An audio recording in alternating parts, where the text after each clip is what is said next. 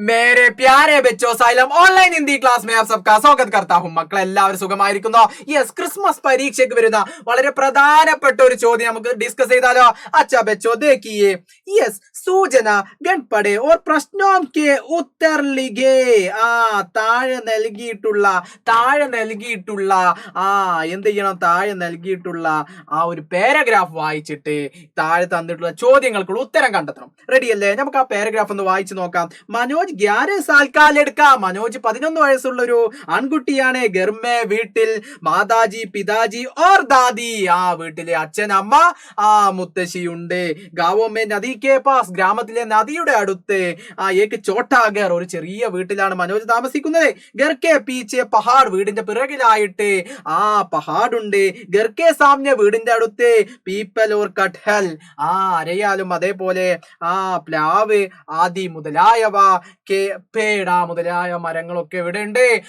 മനോജിന്റെ വീടിന്റെ അടുത്തുണ്ട് ഈ പാഠഭാഗം മനോജ് കി നാവ് എന്നുള്ള പാഠഭാഗം നമ്മൾ പഠിച്ചതല്ലേ യെസ് ഇനി നമുക്ക് നോക്കാം മനോജ് കിത്നാ സാൽ കാ ലഡ്കാ ഹേ മനോജ് എത്ര വയസ്സുള്ള കുട്ടിയാണ് ഫസ്റ്റ് വരിയിൽ തന്നെ കൊടുത്തിട്ടുണ്ട് മനോജ് 11 സാൽ കാ ലഡ്കാ ഹേ അപ്പൊ ആദ്യത്തെ ഉത്തരം 11 ആണ് 11 ആണ് എന്നുള്ളത് നമുക്ക് മനസ്സിലായല്ലോ മക്കളെ യെസ് ഒരു മാർക്ക് നമ്മൾ എന്ത് ചെയ്തു നേടിക്കഴിഞ്ഞു ക്ലിയർ അല്ലേ രണ്ടാമത്തെ ചോദ്യം നോക്കാം മനോജ് കെ ഘർ മേ കോൻ കോൻ ഹൈ മനോജിന്റെ വീട്ടിൽ ആരെല്ലാം ഉണ്ട്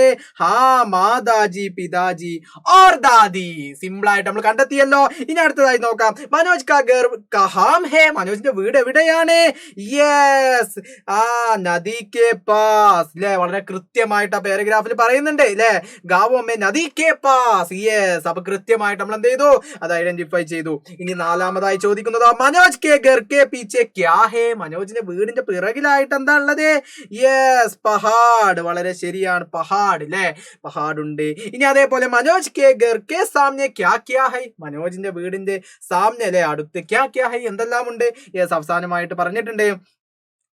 ഘർ കെ പീച്ചെ പഹാഡ് അത് കഴിഞ്ഞതിന് ശേഷം പറഞ്ഞു ഘർ കെ സാമനെ യെസ് പീപ്പൽ ഓർ കട്ഹൽ അതെവിടെയാണ് പറഞ്ഞത് യെസ് ഓപ്ഷൻ സിയിലെ പീപ്പൽ ഓർ കട്ഹൽ എന്ന് കൃത്യമായിട്ട് പറഞ്ഞിട്ടുണ്ട് അപ്പൊ ഇത്തരത്തിലൊരു ചോദ്യം നമുക്ക് വരുന്ന പരീക്ഷയിൽ പാരഗ്രാഫ് തന്നിട്ട് ചോദ്യം കണ്ടെത്താൻ പറഞ്ഞാൽ ഇതേപോലെ എന്റെ മക്കൾ സിമ്പിൾ ആയിട്ട് കണ്ടെത്താൻ കഴിയണം ഈ ഒരു ചോദ്യം ഇത് നമുക്ക് പ്രതീക്ഷിക്കാവുന്ന ഒരു ചോദ്യമാണ് എന്റെ മക്കൾ തീർച്ചയായും ഇത് പഠിച്ചിരിക്കണം ഓക്കെ അല്ലേ മക്കളെ अच्छा बच्चों अगला वीडियो में हम फिर मिलेंगे सबका बहुत बहुत शुक्रिया बाय